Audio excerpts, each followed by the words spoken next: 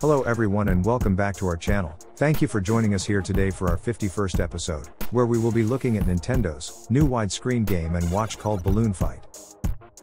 This game was first offered for sale March 8 back in 1988, and went on to sell approximately 250,000 units. And as seen here in the instructions booklet was given the production code of BF-107. As we progress through the instruction booklet we see the table of contents, which is followed on the opposite side of the page by the game's description and backstory. As Balloon Fight is not a well-known theme, even on the NES, I'll summarize the passage shown. So you're known as the Balloon Man, keeping the peace in the skies. You've already battled the most powerful sky pirate, called Oiram Repus, and captured most of his henchmen, but sadly their boss managed to escape. The map that shows the location of the boss was torn up by the henchmen before you destroyed them. They wanted to disperse the map, so attached the very small parts to a ton of balloons. A fast-moving jet stream took them to a place called Trip Sky. The task is to collect the balloons, reassemble the map, and capture the boss. Once captured he will be thrown in federal prison located in the Sky Metropolis. However, a hazard faces you in the area called Trip Sky, and that is the many drifting sparks. Touch one and you'll lose a life. Then the booklet focuses on battery care and insertion, as well as how to set both the time and alarm functions over the next 3 pages. The limited cast of characters that are to be found in this game are shown together with an illustration of how they actually appear on screen in their sprite form. This is just prior to the overview section on how to play.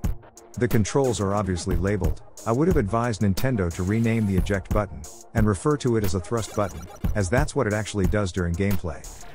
Additionally, the 4 directional control buttons have extra functionality in that they are used during the warp option at the end of each level during the bonus phase.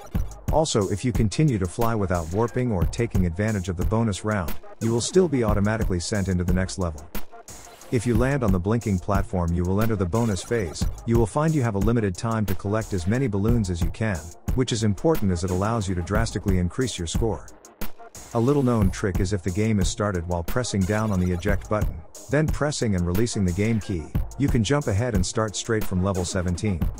Okay, feel free to pause the video to read the instructions in detail. However, I think we should look at some actual gameplay. There was only ever 2 formats, or issues of the game called Balloon Fight, so no Mini Classics keychain versions, no Game & Watch Gallery reissues, just 2 Game & Watches. Today's one had the production BF-107, which is the more common type of the 2, and is today's star of the show. The other model is much rarer, and it's the sister model with the production code of BF-803, and was from the earlier Crystal Screen series. As previously mentioned, you control Balloon Man, and the object is to collect balloons with fragments of map attached to them.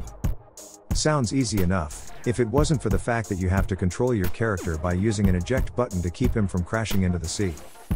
You also need to steer him from either the left or right, and as if that was not enough you also have to watch out for the sparks that are scattered around the screen. If you land on a blinking floor and press the warp button you will be warped to a bonus level. Also, once you have collected more than 25 balloons you will proceed to the next phase. The boss level will only appear after completing 8 phases of gameplay, and is a timer event, so you're against the clock where you have to capture Oiram Repus, the boss of the Sky Pirates. You do this by avoiding getting hit by the sparks that he throws at you. Interestingly, this game does away with the traditional 3 life limit and works on a score-based survival system. Every time you miss you lose 100 points, and if you have less than that the game will end. As we finish up with the gameplay, and move on to a montage of photos from today's star of the show, I'll just explain the somewhat complicated scoring. So this is what it is in a nutshell. For each balloon collected, 1 point is added. Also, when the boss phase is cleared, additional points will be added. When balloons are collected consecutively, without letting any balloons go by, the score for achieving between 20 to 39 balloons results in you receiving 2 points each for every balloon caught. Once you catch 40 to 59 balloons you're rewarded with 3 points per balloon, and if you are able to get beyond 60 balloons, you'll score 4 points for every balloon collected. Microgames, who are based in the USA, publish some Game & Watches in so-called blister packs, known as carded versions. The games were identical with the regular versions, but featured transparent packaging instead of the usual styrofoam and cardboard boxes.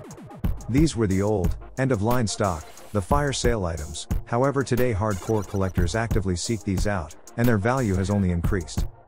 Unlike the traditional boxed version, the collector has to make a rather important decision about actually playing the game, as the glued packaging will be ruined once it's been opened. Seen here is the box art from the traditional variant, and although made in Japan, it was never sold there. And we've already mentioned the sister model to today's star in focus, the beautiful crystal screen version shown here from my collection. Well, that just about wraps up today's episode. I really hope you've enjoyed it. If you did, I'd appreciate it if you'd take that second to just hit that like button.